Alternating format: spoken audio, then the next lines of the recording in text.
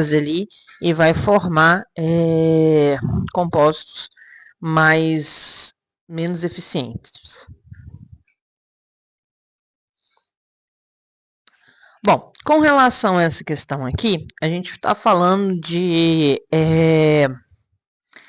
da capacidade dos sabões, né? Quer saber qual é a estrutura que está formando ali. As micelas, um fator importante que está aqui, ó, tais micelas, ó, aqui, ó, tais micelas têm sua estrutura capaz de interagir com substâncias polares, como a água, e a parte que pode interagir com substâncias apolares, como gorduras e óleos.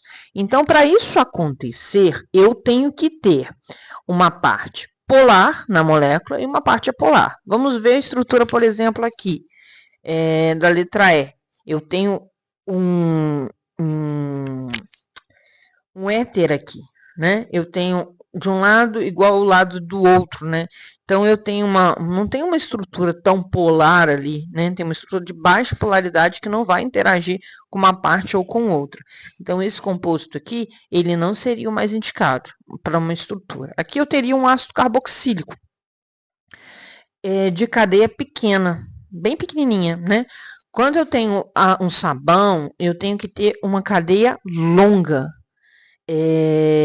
bem longa. E a presença somente do ácido carboxílico ali pode fazer com que você tenha um sabão um pouco ineficiente, que não seja mais tão apropriado para o fim que você quer. Então, essa estrutura aqui também não seria. A letra A, a gente só tem um hidrocarboneto, é completamente apolar. Na B e na C, a gente tem dois sais iônicos ali, né? Sais orgânicos.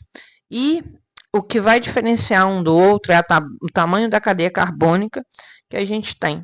No composto B, eu tenho a cadeia carbônica longa, que é o que vai interagir com a parte, com a gordura e com o óleo. Já a parte polar, que é essa parte aqui, ó,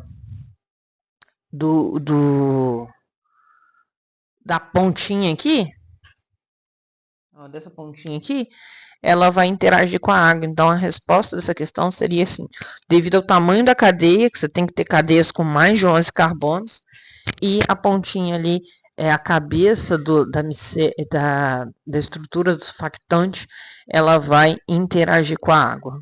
E ela precisa ser polar. Os tensoativos são compostos capazes de interagir com substâncias polares e apolares.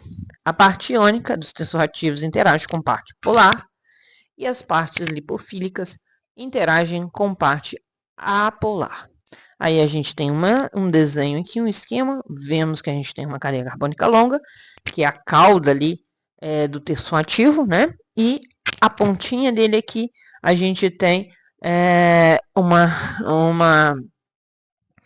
uma parte polar, né? Normalmente ali tem um carboxilato, né? E essa parte interage com a água. Esse arranjo é representado no esquema, olha só, a gente tem água. Então a parte ali do carboxilato, ela vai interagir com a água, tá? Bem no nível da água ali. Então, nós vamos ter uma interação de que tipo, por exemplo? Olha só, vamos observar aqui nessa estrutura aqui. É como se a gente tivesse a cauda, que é a parte polar, interagindo com a água. Isso aqui não pode ser.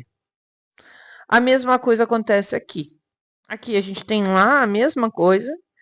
E aqui a gente tem uma parte apolar interagindo, mas a parte toda da estrutura está dentro da água, que também não seria conveniente.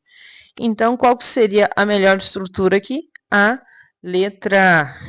primeira aqui, né?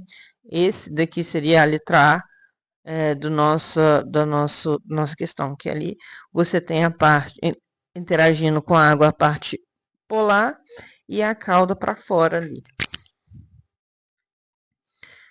Terçoativos são compostos orgânicos que possuem comportamento anfílico, ou seja, polar e apolar. Isso é, possuem duas regiões, uma hidrofóbica e a outra hidrofílica.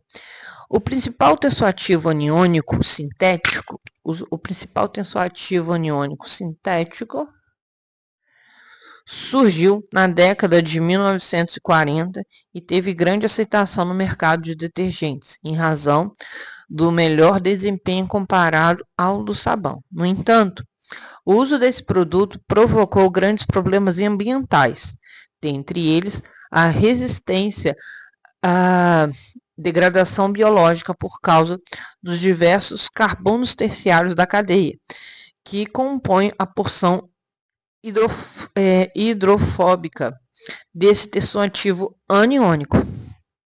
Ramificações de cadeia, na cadeia dificultam a degradação. As ramificações na cadeia dificultam a degradação, levando à persistência no meio ambiente por longos períodos. Isso levou à substituição da maioria dos países por tensoativos biodegradáveis, ou seja, de cadeia alquilares lineares. Tá. Qual a fórmula estrutural do tensoativo persistente ao meio ambiente? Então, a gente quer, pelas informações do texto, um tensoativo aniônico e que tenha ramificações na cadeia, porque isso dificulta a sua degradação. Vamos lá. Esse tensoativo aqui, ó, se a gente vê um cátion, esse aqui é um contraíon, então ele é catiônico, ele não poderia ser. O mesmo vale para esse aqui. Esse aqui é um tensoativo não iônico, então ele também não poderia ser. Os dois primeiros aqui, eles são aniônicos. A gente tem um ânion aqui e um ânion aqui. O que vai diferenciar um do outro é que aquele que tiver maior ramificação vai ser o da questão. A gente pode perceber que o primeiro, a estrutura que está aqui em cima, ela é bem linear, né? Não tem carbono nem terciário, como a questão falou, que os carbonos terciários que compunham essa cadeia eram prejudiciais. Aqui, nesse aqui, a gente já tem essa estrutura. Então, o tensoativo mencionado no texto seria o segundo aqui, o que está marcado. Eu agradeço por vocês assistirem até aqui. Ficou com dúvida? Deixa nos comentários as dúvidas. E me sigam para mais aulas e resoluções de questões de exercício. E